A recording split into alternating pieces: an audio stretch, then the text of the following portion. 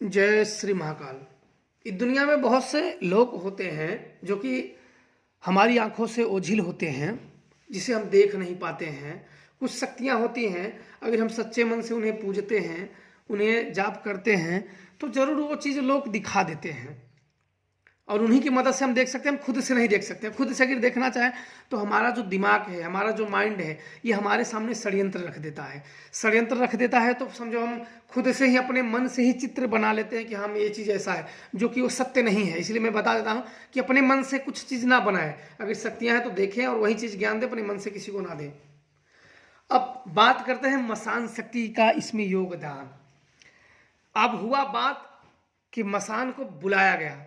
जब मसान का आवाहन किया गया तो वीर तुरंत आ गया।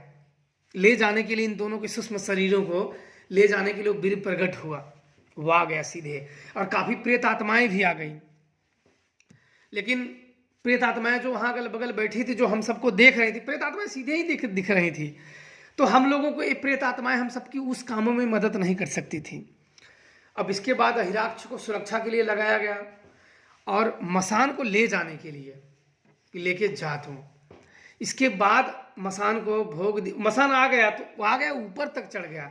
इसके बाद जब इन सब को मसान से बात हुई, बोला मैं लेके जाऊंगा। मसान मेरे से बोला कि कुछ भी हो जाए, उसने मेरा मन ना, अब मैं आपको क्या बताऊं, आज भी अगर मैं बात देखता हूं तो मैं सोचता हूं कि हम इंसान कितने स्वार्थी होते हैं। हम अपने स्वार्थ के लिए देवी देवताओं के, मेरा मन जैसे ना बैठ गया, मेरा मन बड़ा दुखी हो गया। उसकी बातें सुन के ना मेरा मन बड़ा दुखी हो गया। मसान बोला कि कुछ भी हो जाए, मेरा शरीर भंग हो जाए, मैं कैद हो जाऊं, हजारों साल तक कैद रहूं, लेकिन मैं आपके शिष्यों को सही सलामत वापस लाऊंगा। कुछ भी हो जाए, मेरा शरीर खत्म हो जाएगा, मैं फिर बनाऊंगा, फिर सुप्त हो जाऊंगा, मैं फिर जागूंगा, लेकिन मैं तुम्हारे शिष्यों को सही सलामत लेके आऊंगा, कुछ भी नहीं होने दूंगा, कैसा भी लोग हो। मैंने सोचा अरे बाप रे, ये देखो मसान एक आत्मा, एक शक्ति हम लोगों के लिए ऐसे करती है। हम लोग तो शरीरधारी हैं, हम लोगों के इंसानों के अंदर हमेशा मोह माया, लालच, द्वेष, घृणा, जलन, कपट, छल सब भरे होते हैं। ऐसा नहीं कि हमसे वो आपसे छुपा है कि हमारे इंसानों के अंदर क्या भरा होता है, लेकिन वो देव ऐसी बात बोल दिया ना, तो मेरे मन से ना, मेरा मन ना अंदर से जैसे कि एकदम रोने जैसा हो गया। कह बाप रे, ऐसी ऐसी शक्तियां देखो होती हैं कि हम सब के लिए, एक वचन के लिए एकदम अपने प्राण, अपने जान तक न्यौछावर के बोले कि हम सब मरेंगे नहीं, शरीर खत्म होगी, फिर बनाएंगे, सुप्त हो जाएंगे। तब मैंने बोला कि हिराक्ष, अगर मैं जब तक हूं, जो सामने आया, जो मुझे माँ काली का वचन प्राप्त है, जो माता काली का मेरे गुरु द्वारा वरदान प्राप्त है, वो वरदान भी नष्ट हो जाए, लेकिन जो तुम्हारे पीछे पड़ेगा मैं उसका जड़ मूल से नाश कर दूंगा, कुछ भी हो जाए। तब मैंने माता को बुलाया। मैंने माता से कहा कि माता, जो शक्ति को रोकने का प्रयास करे उसका अंत करो। मैं भी फिर आ गया कि जब मेरे लिए इतना लड़ सकता है तो सिद्धियां जाती है तो जाए, लेकिन हम सब भी अपने वचन से नहीं हटेंगे। मैंने ऐसे वचनों का प्रयोग कभी नहीं किया था, क्योंकि मेरे गुरुदेव पे भी माता की कृपा थी। माता ने मेरे गुरुदेव से स्वयं बात किया, और मैंने भी पहली साधना में मैंने स्वयं अपनी आंखों से मैंने माँ काली को देखा, लेकिन मैंने पहली बार माता को समझ नहीं पाया था। मैंने दूसरी बार माता को समझा, जब मेरे गुरुदेव ने बताया तब भी देखा। तो इसीलिए तब मैंने वो शक्तियों का अपने इस्तेमाल किया। तब मसान आया और उन आत्माओं को, इन सबको, सूक्ष्म शरीरों को, मुझे बार बार आत्माएं ही याद आ जाती हैं सूक्ष्म शरीर के कहने के बदले, तो सूक्ष्म शरीरों को इन सबको खींचा ना, तो ये सब पूरे शांत होने लगे। जैसे कि ना ये मर रहे हैं, जैसे इनके शरीर से जो इनकी आत्मा है, जो सूक्ष्म से निकले, जैसे ये लोग अब मृत्यु को प्राप्त हो रहे हैं, मर रहे हैं। अब मैं खड़ा होके देख रहा हूँ। मसान जब आया, जब इन सबकी आत्माओं को, जो सूक्ष्म शरीर को खींचा ना, तो मैंने ऐसे प्रयोग दूसरों पे किया नहीं था। मैं खुद ऐसे ध्यान के माध्यम से सूक्ष्म शरीर में जाता था, लेकिन इन सबको नहीं भेजा था। अब ये लोग मर रहे हैं तो मुझे हुआ कि मर तो नहीं जाएंगे ये दोनों। तो मैंने तुरंत सुजान को बुलाया। मैंने बोला तुम इनकी शरीरों की रक्षा करना, कहीं मर ना जाए। फिर मैंने माँ तारा के अघोर मंत्रों का जाप किया। मैंने माता से प्रार्थना की कि माता मदद करो। तब उनकी भी कुछ कृपा हुई, क्योंकि यहाँ इतने प्रेत आत्माएं बैठी थी, कम से कम गिनती तो मुझे याद नहीं थी, लगभग कम से कम 200-300 प्रेत आत्माएं अगल बगल एक दर्शक की भांति मैंने सोचा इनको कौन बुलाया है, ये लोग आ गए हैं इन आत्माओं को। मसान को जब बुला, ये सब देख रहे थे क्या है।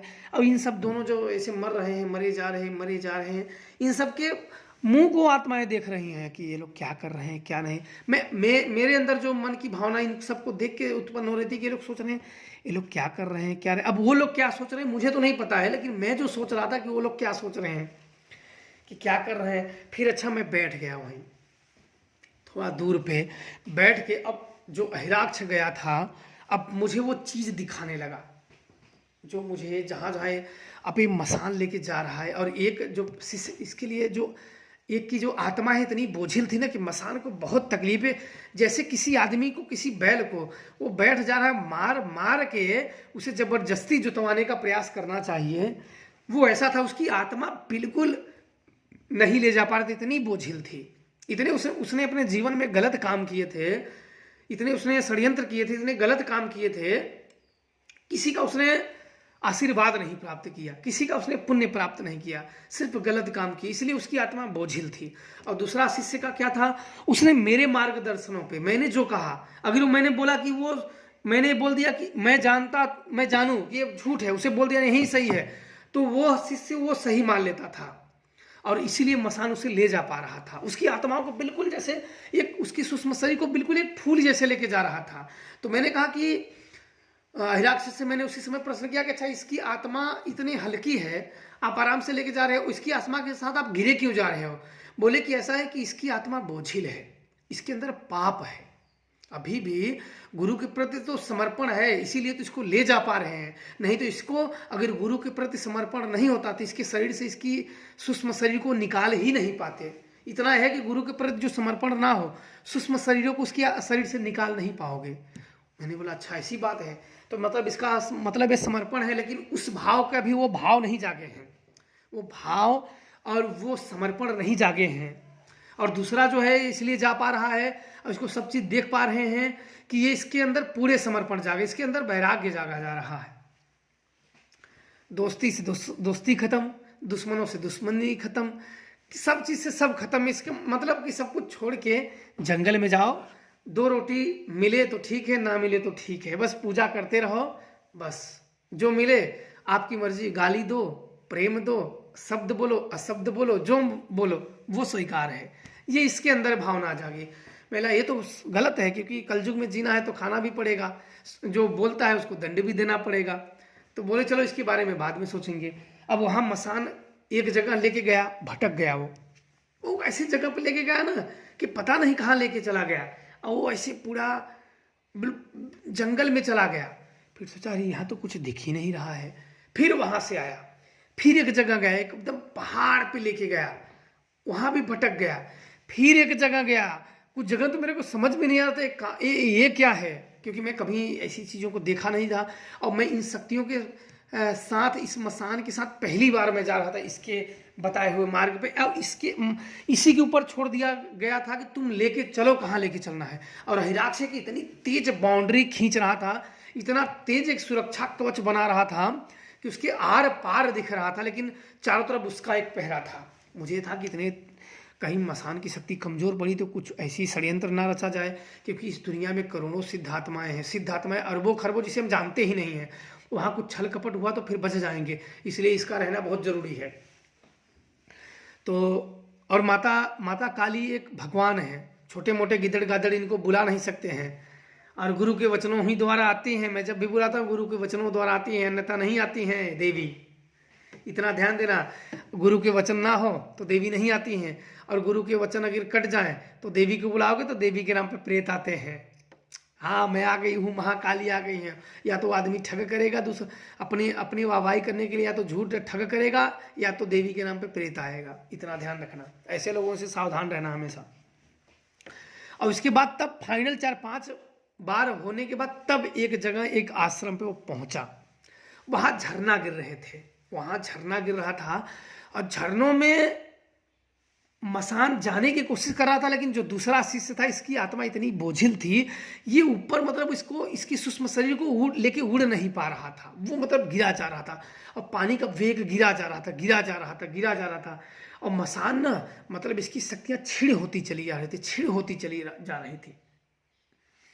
अब ये हुआ कि जाओ, मेरा आदेश था, उस आदेश की पूर्ति के लिए मसान मतलब एक हाथी इन दोनों को, अब एक जो दूसरा जो जिसकी बोझिल शरीर थी, इसका तो पैर टूटने लगा। एक एक इतना उसके धुआं के आकार का इतना पैर तन गया कि एक जैसे पैर शरीर यहाँ और पैर बीच में से घुटने के पास तन के 2 किलोमीटर दूर, बिल्कुल जैसे एक गुब्बारे को या रबड़ को तानो तो कहीं से एक बारीकी सा पतला हो जाता, वहां से टूटने टूटने। और देखो तन वहां सूक्ष्म जगत में रहा है, और शरीर में बाद में इससे पूछा गया तो शरीर में दर्द यहाँ हो रहा था, सही के शरीर में जहां ये बैठा हुआ था दर्द यहाँ बना रहा इसके शरीर में, मतलब पैर यहाँ दर्द करने लगे, तन वहां सूक्ष्म शरीर का शरीर रहा था और दर्द यहाँ हो रहे थे इसके।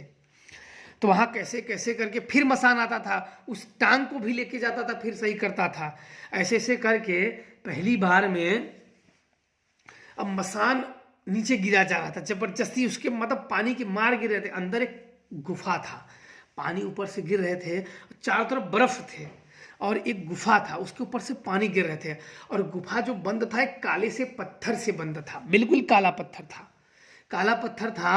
और अहिराक्ष अंदर, इसको सुरक्षा का भार था, और मसान अंदर जा नहीं पा रहा था, कोशिश कर रहा था लेकिन वो जा नहीं पा रहा था, इतना प्रचंड थे।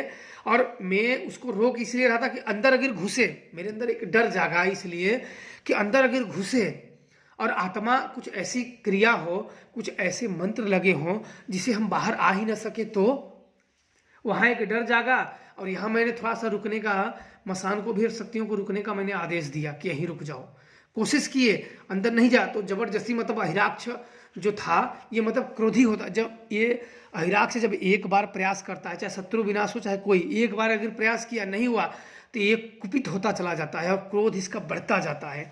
जितने बार असफल होगा उतना एक क्रोधी होता चला जाएगा और उतना समझो विनाश के लिए तैयार होता चला जाएगा। एक बार उसने जब देखा, बोला मैं इसे उखाड़ के फेंक दूंगा, तो मैंने सोचा अरे ये अगर फेंक भी दिया और वो वहाँ के अगर सच में वहाँ कुछ ऋषि मुनि या कुछ ऐसी चीज़ें रहें, वह कुपित हो गए, तो पता नहीं उन सब ने कौन से तंत्र मंत्र सिद्ध कर रखे, अगर हमारा तंत्र कमजोर हुआ तो हम बच जाएंगे यहीं। इसलिए मैंने तुरंत हिराक्ष को बोला नहीं नहीं, बस इतना ही लौटाओ।